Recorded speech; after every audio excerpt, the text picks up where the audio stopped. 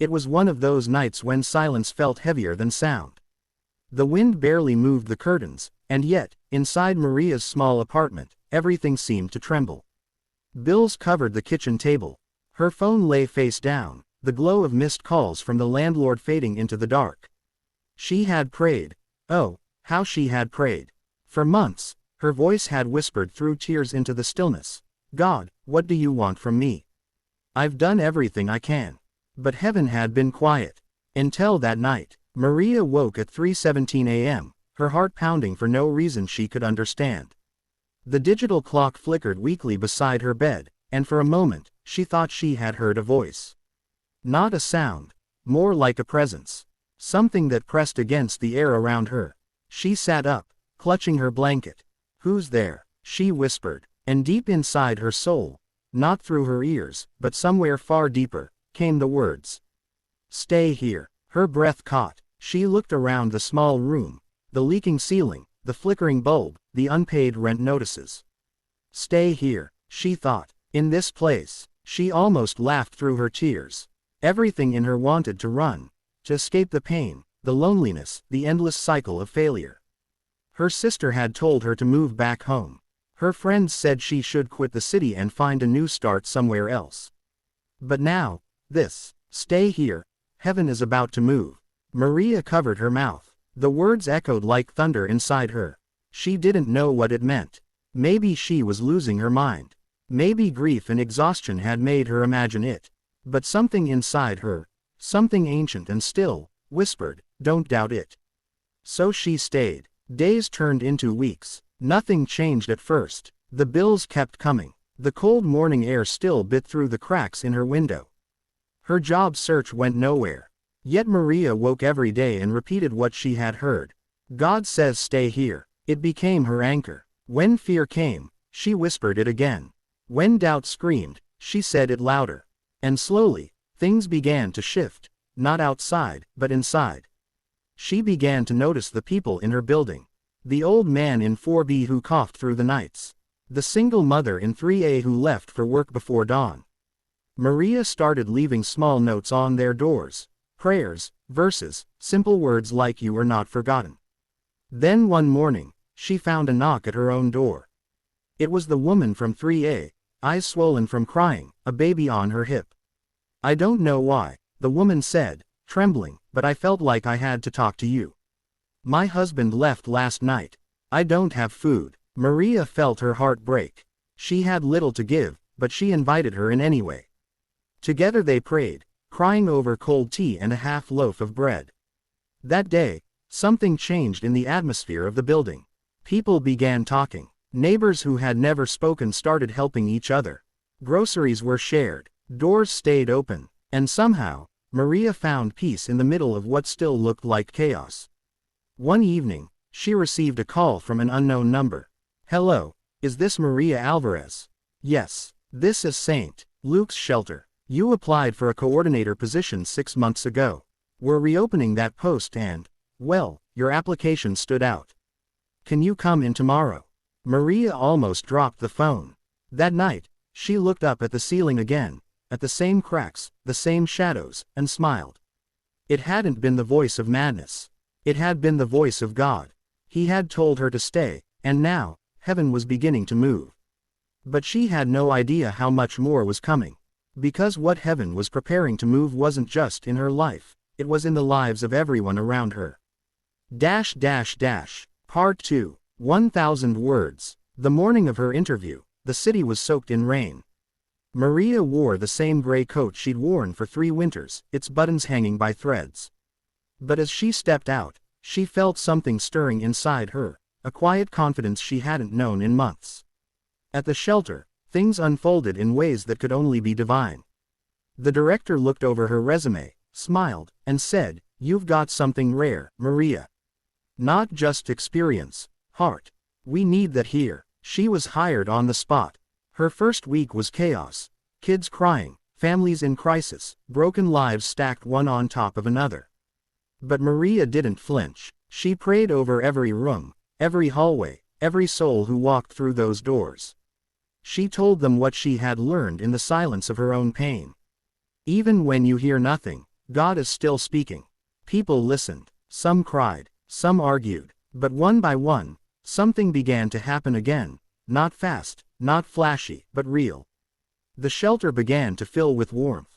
People started volunteering. Donations came from nowhere. A local news outlet even did a story on the woman who turned despair into hope. And through it all, Maria never stopped hearing that quiet echo. Stay here. Heaven is moving. Months passed. The shelter grew. It became more than a refuge. It became a movement. Maria organized free meal drives, youth programs, Bible study groups. She prayed with the homeless, the addicted, the broken. And one night, while closing up, she met a man sitting outside the gates, soaked from the rain. He looked familiar. Do you need help, sir? She asked gently. The man looked up, his voice hoarse. Maria, it's me. Her heart stopped. It was Daniel, her younger brother. She hadn't seen him in years, not since he'd run away after getting involved in drugs. He was trembling, weak, his eyes hollow. I didn't know where else to go, he whispered.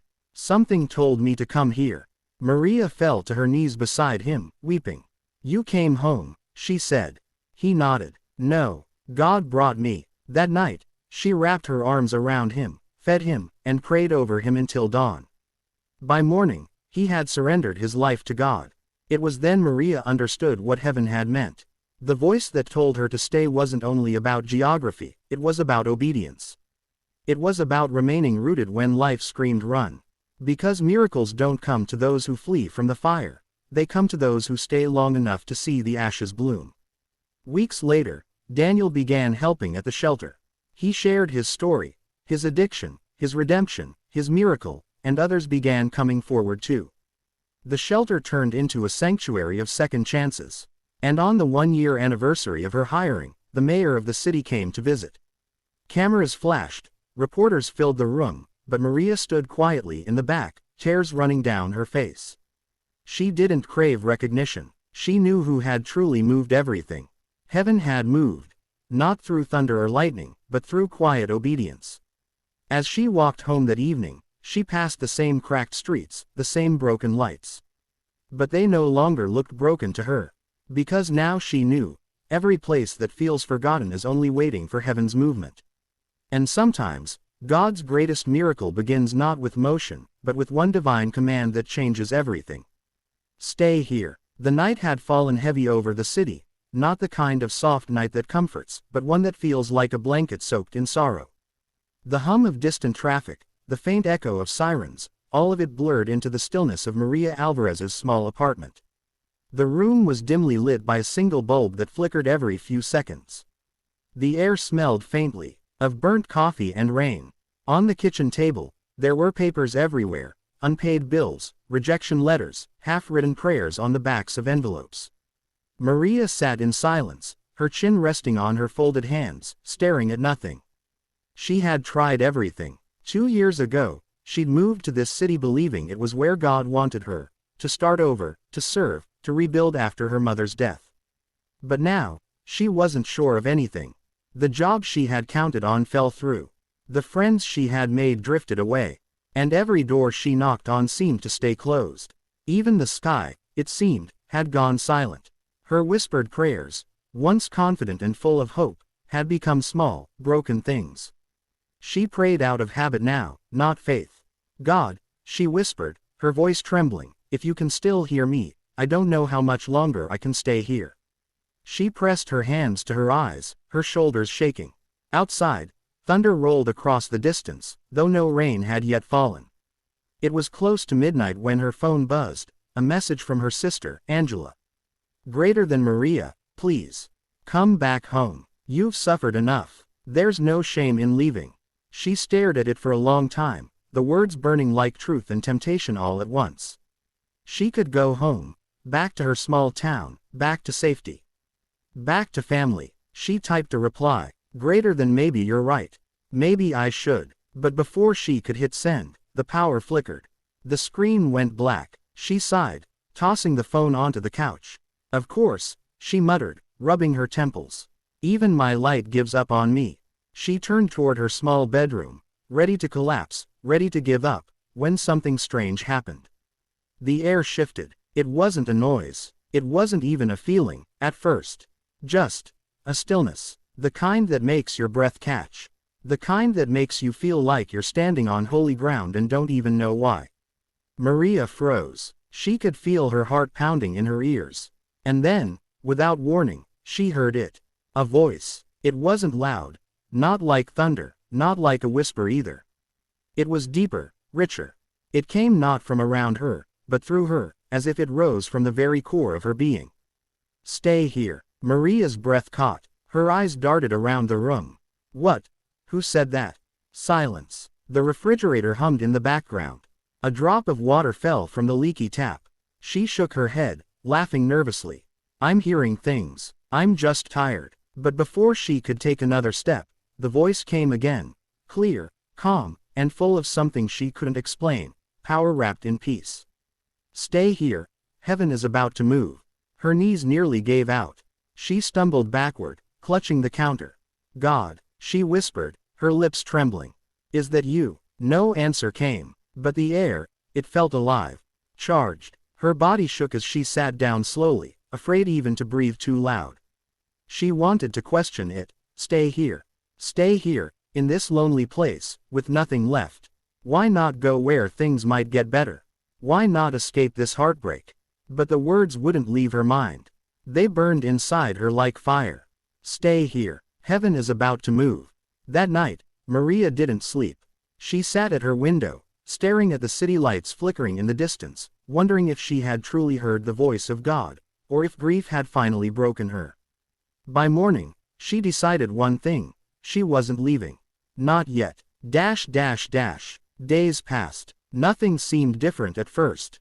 The city went on with its noise and indifference. The world still seemed unfair. But something inside Maria began to shift, subtly, quietly. She woke early one morning and opened her Bible again, for the first time in months. Her eyes landed on a verse she hadn't planned to read. Greater than, be still, and know that I am God. Psalm 46:10. Her breath caught. It felt like a direct answer. So she began her days with prayer again, not desperate, not demanding, but still. She whispered, if you really want me to stay, then show me what you're doing. One afternoon, she was walking down the hallway of her apartment building when she heard someone crying. A soft, broken sound behind a door. She hesitated. Normally, she would have ignored it. But something, that same quiet nudge, told her to knock. The door opened just a crack. A young woman stood there, eyes red, holding a baby who couldn't have been more than 6 months old. Are you okay? Maria asked gently. The woman hesitated, then broke down in tears. I can't do this, she said. My husband left last night. I don't have anyone. Maria's heart clenched. Without thinking, she said, you're not alone. She invited the woman in. Together they sat on the floor, talking for hours. Maria didn't have much. Half a loaf of bread, a few tea bags, but she shared what she had. They prayed together through tears. That night, Maria understood something. Staying didn't just mean waiting. It meant serving where you were. So she started small. She began leaving little notes around the building. Verses, prayers, words like you matter or you're not forgotten. She slipped them under doors, into mailboxes, onto the laundry room wall. At first, no one said anything. Then one morning, she found a note taped to her own door. Greater than thank you, whoever you are. I needed this today. And another. Greater than I haven't prayed in years, but your words made me try again. One by one, hearts began to open. The old man in 4B, Mr. Patel, who always shouted at kids in the hallway, started leaving fresh fruit outside Maria's door. The single mother in 3A began checking on her in the evenings. Even the landlord, who had once threatened eviction, became strangely patient about the rent. The building, once cold and quiet, began to feel alive. Maria could feel something unseen working through her tiny acts of obedience. It wasn't grand, it wasn't dramatic, but it was real. Then came the morning that changed everything. Maria was making coffee when her phone rang, an unknown number. Hello. Good morning, is this Maria Alvarez? Yes. This is St. Luke's shelter. You applied for a coordinator position with us 6 months ago, right? Maria's heart skipped. She remembered. She'd sent that application before everything fell apart. Yes, that's me, she said cautiously. Well, the woman on the phone continued, we had to freeze hiring back then. But we're reopening, and your application, it really stood out to us. Would you be available for an interview tomorrow? Maria was speechless. Her throat tightened, tears filling her eyes. Yes, she whispered. Yes, I'll be there. When the call ended, she sat in stunned silence. She looked around her apartment. The same leaky ceiling, the same bills, the same cracked paint. Nothing outside had changed, but suddenly, everything felt different. The voice had said, "Stay here, heaven is about to move." And heaven had kept its word. She dropped to her knees on the worn carpet and whispered, "Thank you, God. I almost left before you showed up." For the first time in months, she laughed through her tears.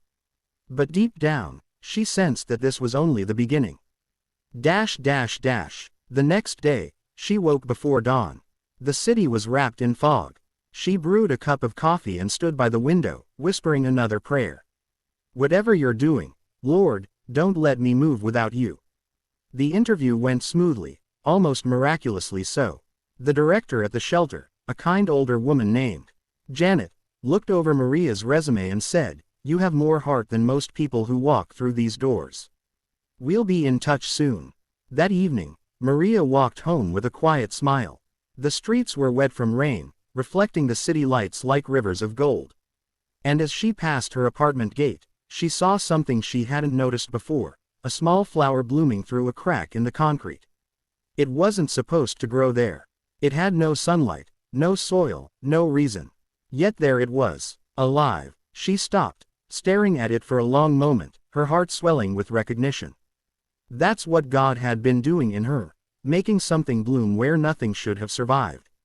That night, she wrote in her journal, "Greater than, sometimes God's miracles don't look like open doors, they look like closed ones that don't crush you. They look like strength to stay when running would be easier. They look like faith that whispers, He's not done yet." She closed the notebook, placed it by her bedside, and whispered one last time, "Thank you for keeping me when I wanted to run." Then, as sleep pulled her gently under, she felt it again, that same holy whisper in the quiet, the same gentle authority that had changed everything.